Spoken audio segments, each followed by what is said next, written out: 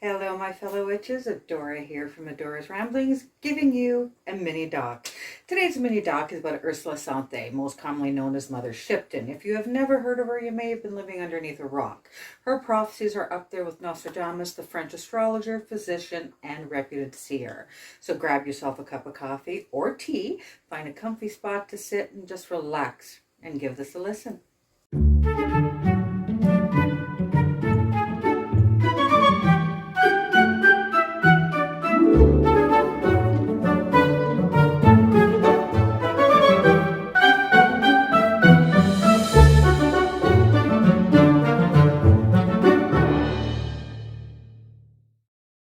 Mother Shipton was a great soothsayer and prophetess from 16th century England. It was a time of Henry VIII, and if you're unsure on which one he was that one that liked to chop off his wife's heads when he was finished with them.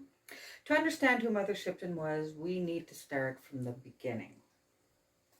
In a cold, damp, dark cave on the banks of the River Nid in Knaresborough, England, Ursula Sante was born. It was during a violent thunderstorm sometime in July of 1488. Agatha Sante, Ursula's mother, was only 15 years old and all alone. There were no friends or family to help, and the father was nowhere to be found. Agatha was dragged before the local magistrate to divulge the name of the father. No matter how many questions were thrown at her, she would not give a name. There was speculation and gossip that it was a higher official, but after Ursula was born, that changed too. It must have been Satan himself. Ursula was born misshapen and not what you would say a cute baby. Her back was bent with what we now know was scoliosis, and her legs were twisted and misshapen. As she started to grow, her looks didn't get any better, which just added to the teasing that she suffered. For 2 years, Agatha tried her best to raise Ursula in the same cave she gave birth in. The abbot of Beverley took pity on them and brought Ursula to live with a local family in Knaresborough. Agatha went to live in a nunnery many miles away. This story has a sad ending, as Agatha died a few years later, never seeing her daughter again. Strange happenings were reported throughout her childhood. Furniture moved around the house on its own. Plates and pots were said to fly around the room. Her powers of prophecy were very evident at an early age. Ursula was taunted and teased by child and adult alike. She learned at an early age it was best to spend time on her own. Ursula spent a majority of her time at the same cave she was born in, learning about the forest, the plants, the herbs, and all their properties. In other words, she was learning how to become a witch. At the age of 24, Ursula married a man by the name of Tobias Shipton. He was a carpenter from York, and how they met, I was not able to find out. Of course, there were rumors that she must have bewitched the poor man, but little did they know that Tobias had his own faults. Ursula suffered physical and mental cruelty from her husband. She was often seen being reprimanded in all forms of cruel manners. Tobias passed away a couple of years after they were married, before any children were born. Again, there was gossip that Mother Shipton must have had something to do with his death, but nothing ever did come out of it, either out of fear or there was just no evidence. After Tobias' death, Ursula kept the name of Shipton. The mother part came when she was older. From early on, Mother Shipton came to realize she was different from everybody else. She started to have visions and premonitions. Like Nostradamus, they were coming out in rhyme and verse. Underwater, men shall walk, shall ride, shall sleep, shall talk. In the air, men shall be seen, in white, in black, and in green. That was just one of the many prophecies she had foretold. She realized she could predict the future. It was just small premonitions to start, and as she practiced, she got better.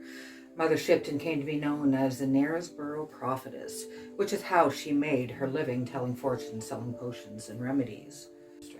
Many of her visions did come true with shocking accuracy in her own lifetime and then in centuries to come. She prophesied the discovery of potato and tobacco.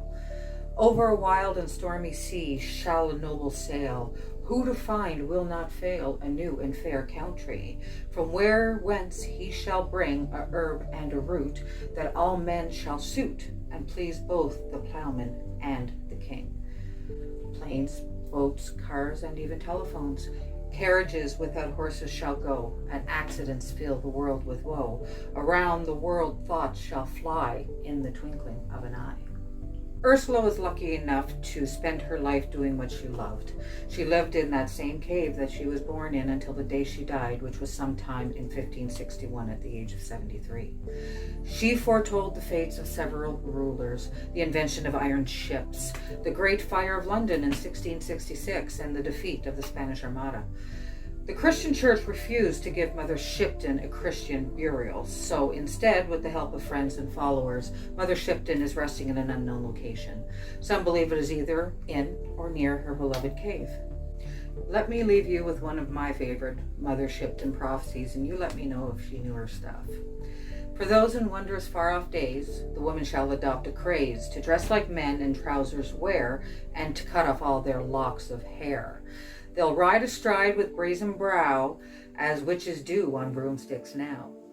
I hope you enjoyed my mini doc. I have a few names for my next one, but if there is someone you would like me to research, let me know. I'll be happy to make a mini doc about them. Please subscribe to my channel, and if you click the little bell icon right there, every time I upload a new video, you will be notified. Follow me on Instagram, Facebook, and Twitter. Hashtag @ whatever it is, adoratigerlily. That's where I am everywhere. I will leave all the links below to all of my social media. I'll also leave the link below to my first mini doc. Take a look and let me know if I've improved any in my format and how I'm researching. Everybody, please remember, find a reason to laugh. It is the best medicine after all. Yeah.